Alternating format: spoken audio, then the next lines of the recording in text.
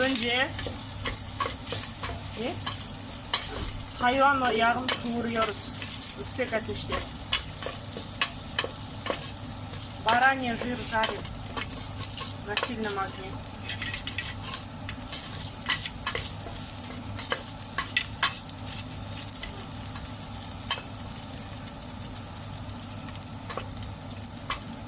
Soğan, sarımsak sonra mı? Birazcık kızarması lazım.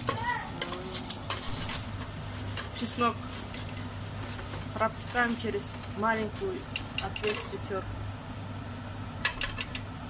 Sarımsak rendeliyoruz.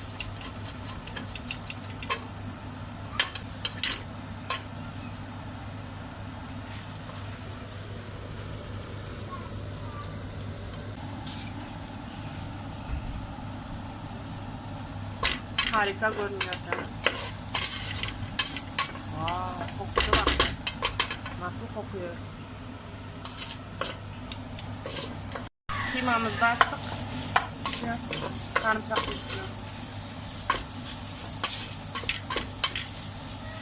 Soğan.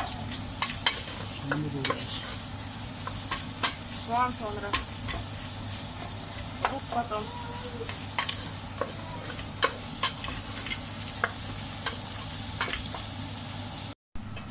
Мхут замачиваем на воде. На ночь оставляем на воде. Утром варим на медленном огне где-то 2 часа. Можно больше. Вот этот мхут сейчас готовый. Она мягкая. Режем лук.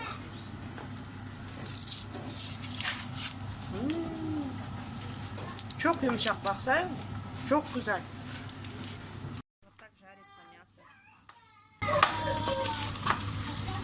Вместе с жиром, бараньим жиром.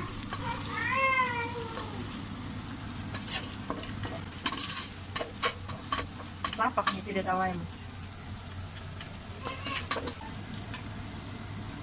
Добавляем лук мелко нарезанный.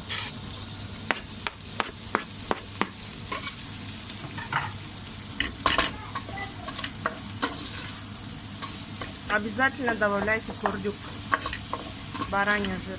Очень вкусно.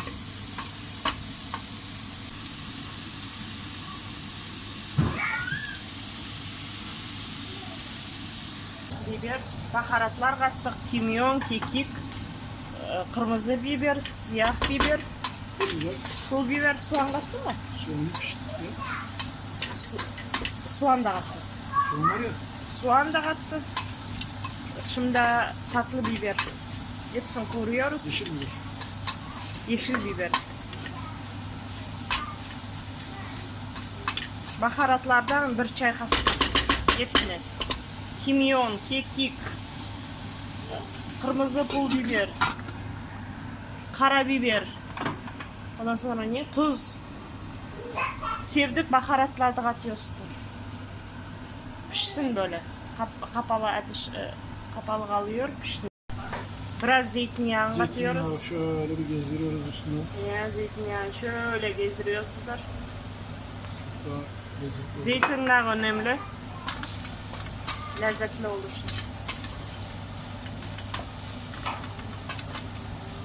İçinde biraz karıştıracağız bunu böyle.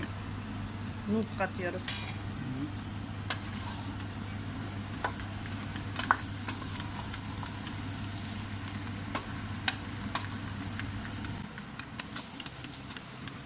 Турецкий нут. Приготовьте дома. Удивите своих мужей этим блюдом. Haşlanmış nohut katıyoruz.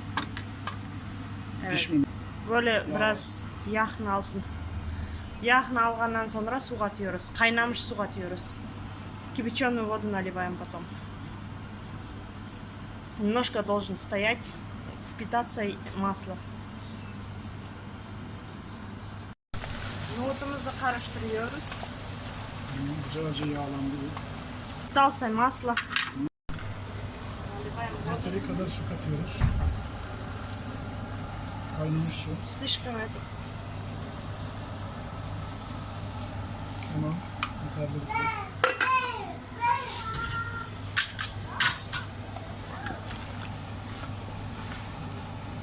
Уже вкусно. Оставляем вариться на медленном огне до готовности. Если не досолили, можете посолить. Час варилась у нас. Ну, готово уже. Сейчас разливаем по тарелкам. Harika görünüyor. В процессе варки, если воды мало, можно наливать воду. Доливать.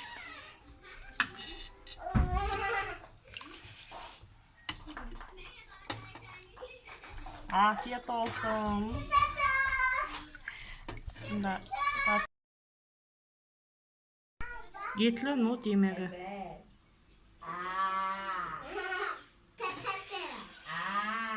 Приятного аппетита, друзья.